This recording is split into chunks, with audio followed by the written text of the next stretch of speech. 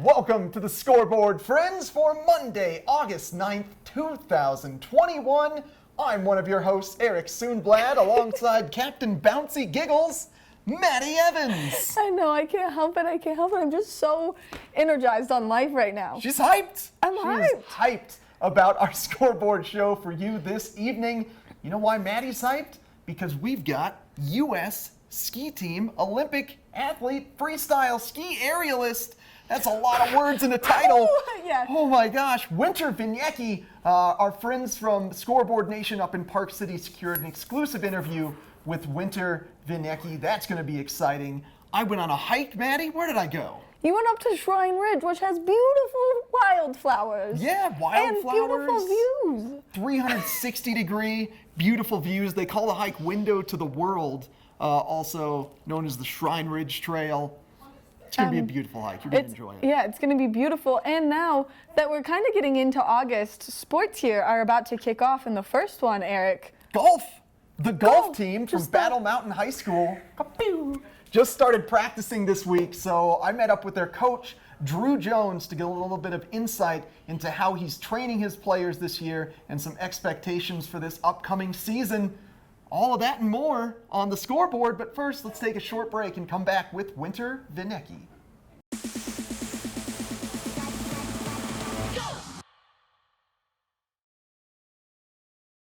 I'm counting down the days until winter is here and we can all be on the snow again.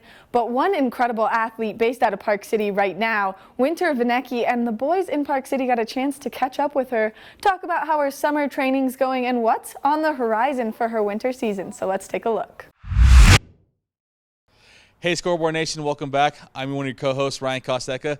Standing next to me, U.S. ski and snowboard athlete Winter Vinecki. Winter, thanks for joining me. Thanks so much for having me. Okay, so as we're going to dive in, kind of to the interview, we've been talking a little bit. You had a great season last year, ultimately culminating in being named the U.S. Freestyle, Athlete of the Year.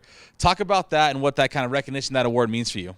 It was really exciting to be able to be recognized for that, especially for all the hard work that went into last season especially. We had a lot of obstacles, but I was still able to put my best jumps down and come out second in the world, so it was pretty exciting. Does it mean something maybe a little bit more, just considering all the obstacles, the pandemic, everything you guys battled, the testing, I guess you could say, the parameters you had to, go through, the traveling, everything like that. Does it make it maybe a little bit more special? Absolutely. I mean, we were just taking it one competition at a time because we didn't even know at first if we would be able to compete.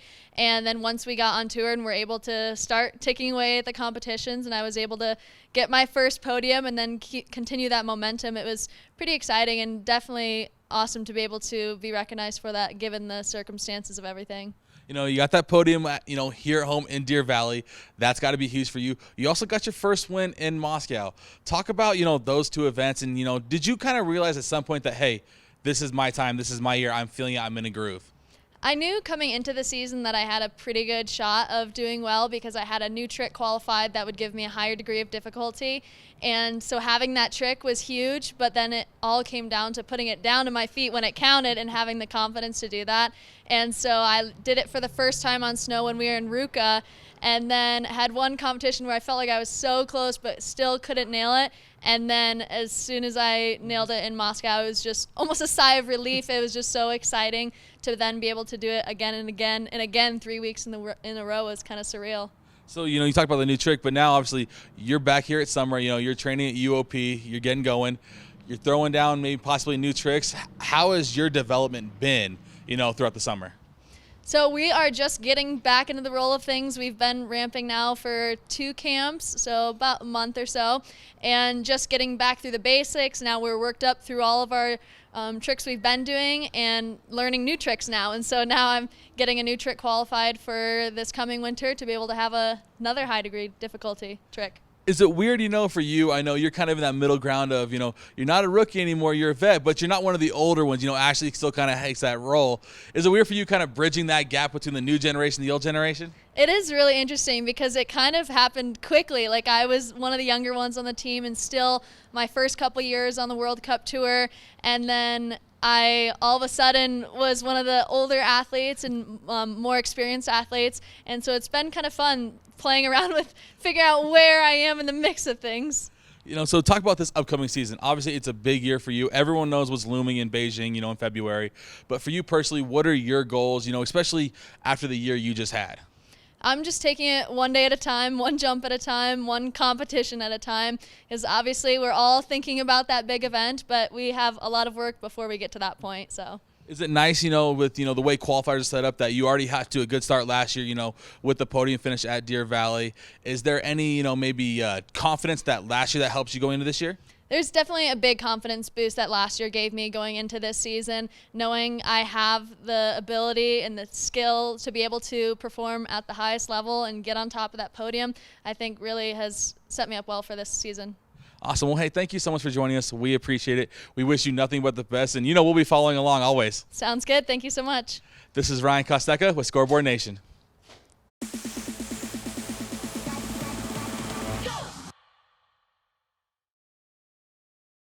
Welcome back to the Scoreboard, friends. Big thanks to our buddies Scoreboard Nation out of Park City for securing all of these great interviews with U.S. ski and snowboard team athletes.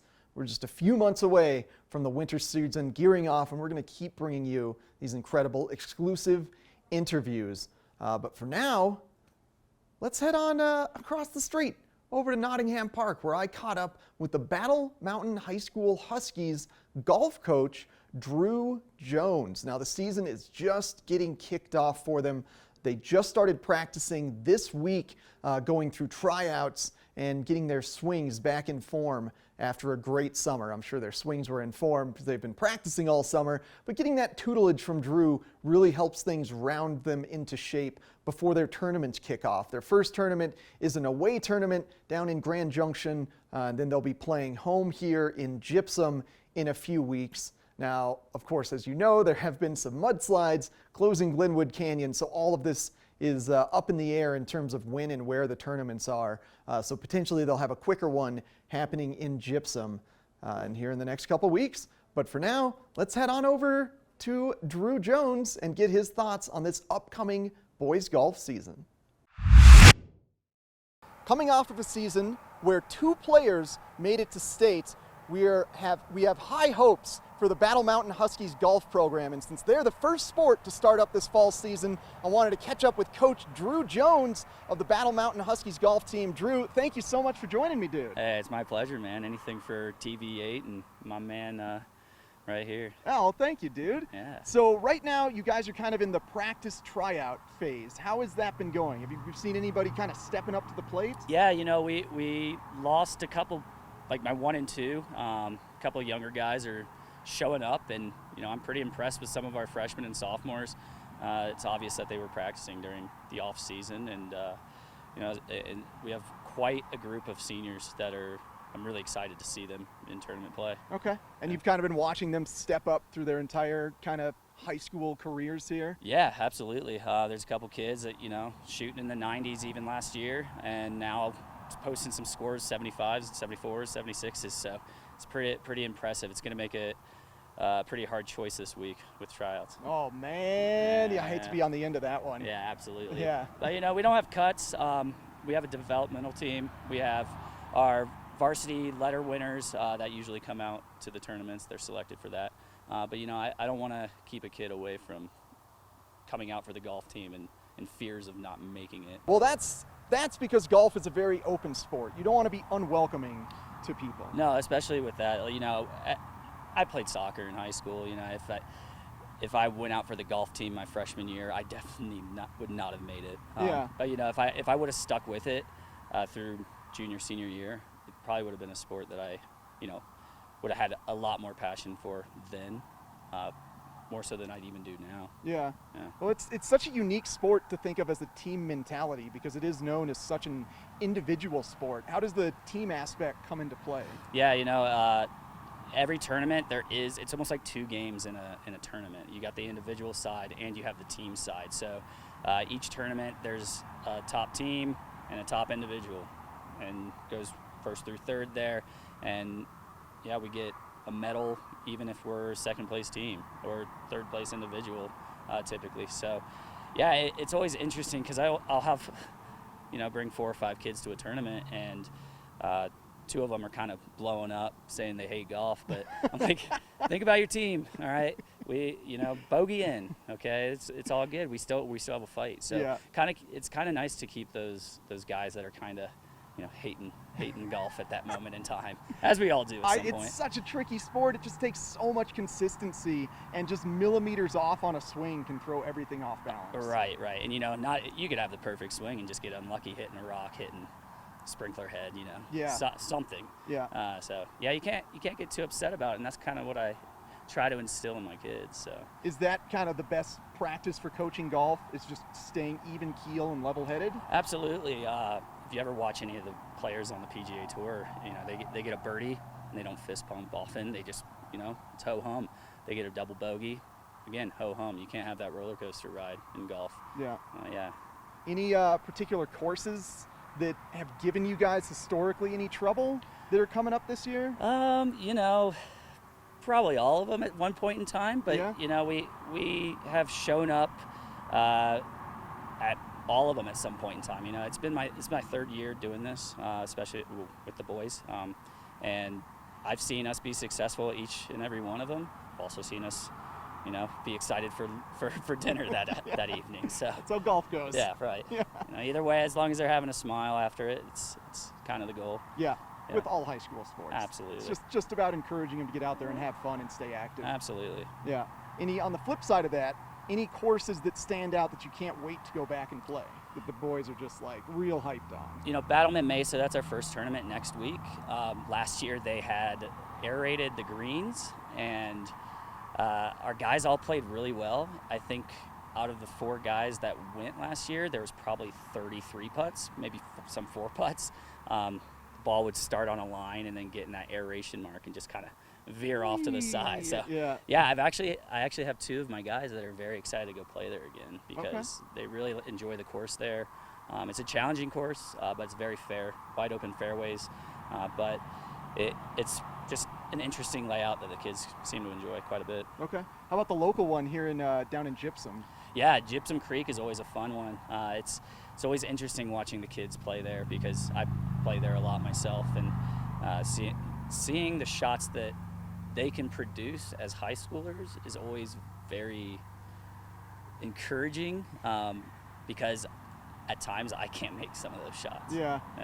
Kids, man, they're so athletic these days. Absolutely. It's insane, all the training that they get. Oh my gosh, all the kids now coming up. There's a 14-year-old in southeastern United States that shot like a 62, like for U.S. Open qualifying. At 14. Yeah. And you would think with golf you would need more strength and muscle mass, but it's really more about momentum. Absolutely. You see all shapes and sizes out there, all ages and abilities. So I've caddied for guys that are in their 60s, and they shoot a couple under par. I've also caddied for some really skinny guys that bomb the ball 300 yards, and some really large guys that bomb the ball 300 yards. So it's always that's another exciting part about the game of golf, especially at the high school level, is you can be this tall, you can be that tall. There's a possibility for you to be good. Sport for everybody. Absolutely. Come on and try out. Right. Yeah, absolutely. For sure. So first tournament coming up, Battle Mountain Mesa next weekend. Yeah, next week on, I believe it's Thursday. Not this coming week with tryouts, but following week. We were going to do a tournament in Aspen on Monday. However, that's the first day of school. Probably want them to go to school, I guess. Yeah, they're student athletes. So, the student comes first in that one, right? Unfortunately. At times. I can't say that. I'm a school teacher. Awesome, Drew. Well, looking forward to covering you guys all season long. I'll be sure to catch up after that Battle Mountain Mesa tournament. Maybe we can bring a kid on and get his thoughts on how it wins. Absolutely. We're always there for you. Excellent, my friend. Right. Tune in to the Battle Mountain Huskies golf team and all of your Battle Mountain Huskies sports here on the Scoreboard. We got plenty more Scoreboard coming up right after this. Go Dogs.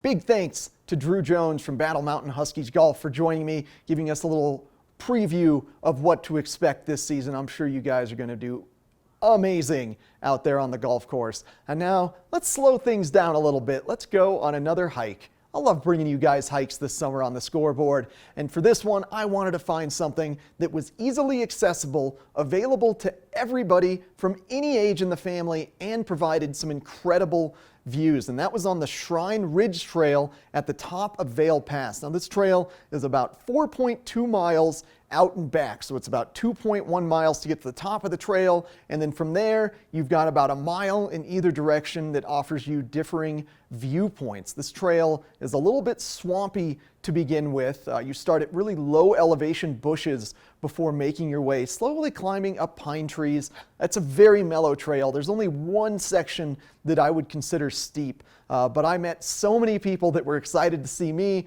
and the camera out there hiking this trail, just of all ages and abilities. There were kids eating snacks up top. There were a lot of older demographic folks up there just enjoying the fresh air. And even though the views were a little bit smoky, this was still an incredible hike, and it's very easy to access. Just get off at the Vail Pass exit at the top of Vail Pass, and it's about 1.5 miles on a dirt road to a very large parking lot with some restroom access at the bottom. Really perfect, family-friendly half-day hike. So let's check out Shrine Ridge Pass.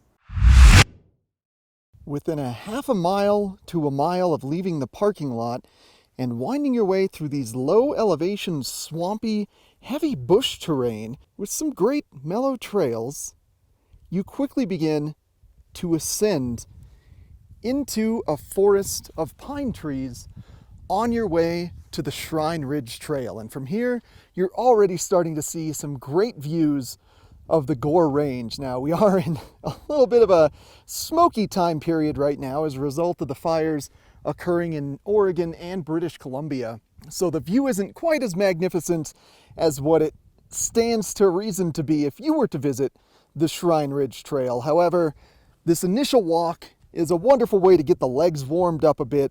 There's a few up and down sections, and then you start ascending into the peak, which is known as Windows to the World to some, but officially the Shrine Ridge Trail. And this is a beautiful hike. The dog's enjoying it. You can see a little pond off in the distance that she got to soak into and cool herself off before the hike, because as you ascend and get above the pines, it does become fairly unshaded and fairly open. But let's continue our way up the Shrine Ridge Trail. Congratulations! You've made it to the top of Shrine Pass Trail. The last little bit is a little steep, a little bit rocky, probably the most difficult aspect. But for the majority of the time, you're just weaving your way through pine trees. You're crossing a couple streams, giving the dog time to cool off, encountering some cool squirrels, some crazy mushrooms. Minnie and I passed these mushrooms and I immediately thought, what am I, in a Norwegian fairy tale? Some type of Scandinavian fairy tale? I tried to check under the mushrooms, see if there were any elves or fairies living under there, but alas, there were not. One day I'm going to find elves and fairies living under mushrooms. One day, folks. But it's not today, not on the Shrine Ridge Trail. Now, from the top where we are currently at, you've got a couple different choices. Now, you can make your way to the left and check out some amazing views of the Gore Range. You'll get some views of Copper Mountain right in front of you when you get to the top. If you head to the right, you'll get views of Mount of the Holy Cross. Now, Mount of the Holy Cross is one of our famous 14ers accessed just outside of the town of Minturn, and it's called Mount of the Holy Cross because there's a coulee, which is of course kind of a mini canyon that snow will gather into, and it actually creates a cross at the top of the mountain, hence the Mount of the Holy Cross nomenclature for the name.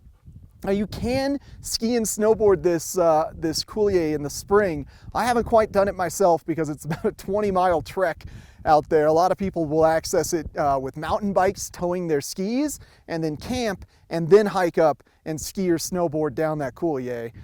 You can be real cool by skiing the coulee of Mount of the Holy Cross. Not today, though. We're a little too late in the summer for that. So go to the right for views of Mount of the Holy Cross. Go to the left for views of the Gore Range. And from this point, it's all just great meandering, mellow trails. Give your dog some water up here, get yourself some water, get yourself a snack, and just enjoy this amazing accomplishment. This trail is accessed quite frequently by people of all ability levels. We started the day off seeing an 8-year-old and his parents hiking. I encountered many of the older demographic folks hiking up here, so it really is for anybody and everybody to come enjoy these incredible views of the Gore Range, the New York Range, Mount of the Holy Cross. You can see all the way to Vail behind me. Anything you want. It's up here on Wind of the World at Shrine Ridge Trail, and we got more Scoreboard coming up right after this break.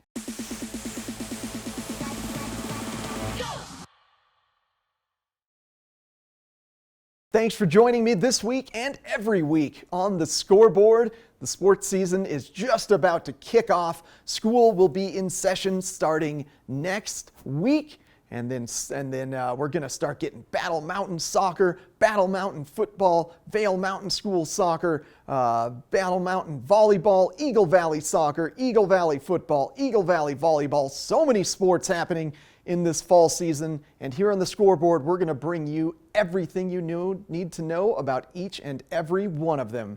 It's going to be a blast. So have yourselves a great week. Keep watching the Scoreboard.